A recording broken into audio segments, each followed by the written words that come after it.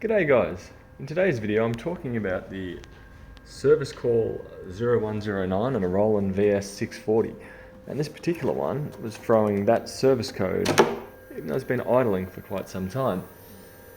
What it seems to be is these wiper blades down here are out of alignment, or if it's like what I had, one of them was gunked up with ink and it wasn't able to spin properly and it was throwing off the sensor.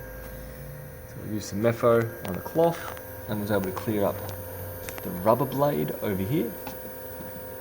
And from there, you spin both of them around until they click into position. Once it's clicked into position, you should be right to try and turn this on. Did have to repeat this a couple of times, but did it a few. And from there, that's been able to clear up that error, run a cleaning cycle, and now it seems to be nice and happy once more.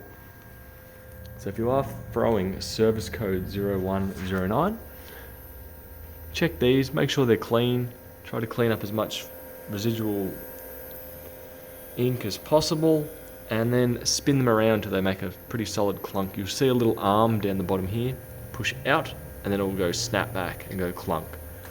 Once it's clunked back into the position, hopefully from there you can turn your machine on and continue printing.